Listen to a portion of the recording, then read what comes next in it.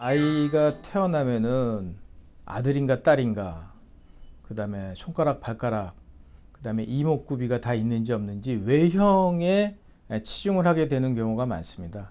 근데 실제로 신생아가 태어났을 때 나타날 수 있는 선천성 질환 중에 가장 빈도가 높은 것이 난청입니다. 선천성 대사가 이상이 있는지 없는지, 뭐 우유를 먹어도 별 문제가 없는지 피를 뽑아서 자동적으로 우리가 검사를 해주기 때문에 알게 되지만은 아이가 듣는지 안 듣는지는 사실은 알기가 어렵습니다. 선천성 대사 증후군 여러 가지 그 질환들이 아이들이 태어났을 때 많이 가지고 태어나는데 난청의 한 100분의 1밖에 안 되는 겁니다. 그래서 신생아 난청을 우리가 보다 더 관심 있게 봐야 되고, 또 하나는 눈으로 보이지 않는 것이기 때문에 발견을 못할 수가 있어요. 아이고 우리 애기가 귀엽다 얘기도 하고 손뼉도 치고 하는데 애가 반응이 없는 거예요. 깜짝 놀라든지 움찔하면서 또 깨어나서 뭐 울든지 뭐 이런 반응이 있잖아요. 2돌 넘게 애가 못 듣는데도 불구하고 몰랐단 말이죠. 한참 지나서 뭐 기어다니고 뭐 다 하는데 얘가 말이 늦어요 하고 데려오는 거예요.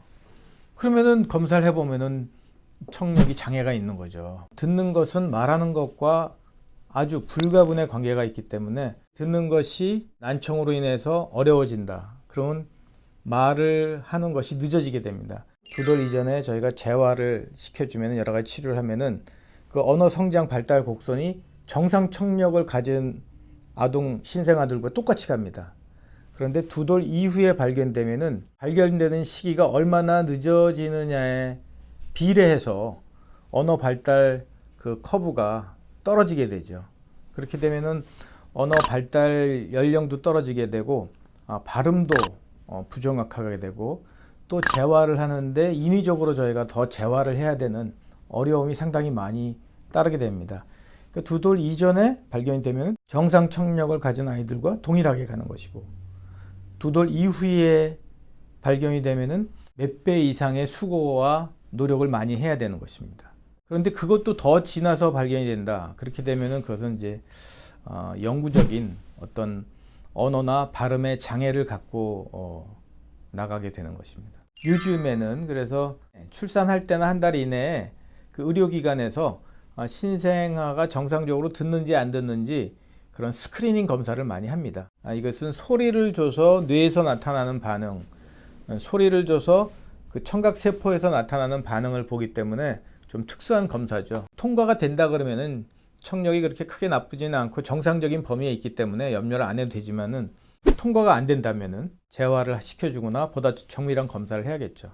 성인들은 들린다 안 들린다 자기가 표를 할 수 있지만은 신생아는 표시를 할 수가 없잖아요. 반응을 보여줄 수 없잖아요. 그래서 소리를 줬을 때 귀 속에 달팽이에 듣는 신경세포가 있습니다. 소리가 들어왔을 때 그 세포의 반응을 체크해내는, 그거는 이음향 방사 검사라고 해서 스크리닝 검사하는 데 많이 쓰이고, 귀에다가 소리를 주면은 소리가 뇌로 들어가서 뇌의 청각중추로부터 나오는 반응, 그 반응을 전기적인 자극으로 기록을 하는 겁니다. 그것이 이제 뇌관전이 유발 검사라고 그러고요. 보다 더 정밀하게 확진을 하는데 저희가 사용을 할 수가 있습니다.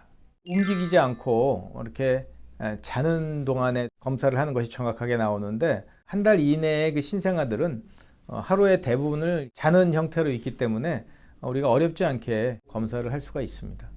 청력이 정상 아동의 50%다. 그렇게 됐다면 우리가 교정을 해줘야 되겠죠.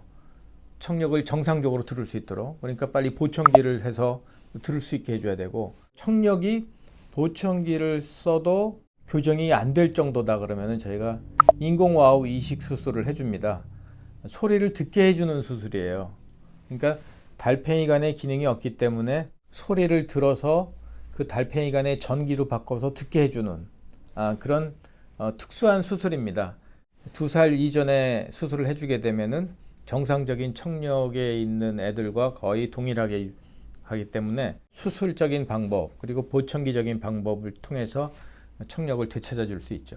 치료 중에서 제일 중요한 것은 재활 훈련입니다. 42.195 마라톤을 뛴다고 생각하면은 수술은 어떤 개념이라고 보시면 되냐면 운동복과 운동화, 신발을 시켜준 거라고 생각하시면 돼요. 그 다음에는 꾸준히 뛰어서 결승전 라인에 가는 거예요. 그것이 바로 재활훈련이에요. 정상적인 청력을 가진 애들은 그냥 들으면 돼요.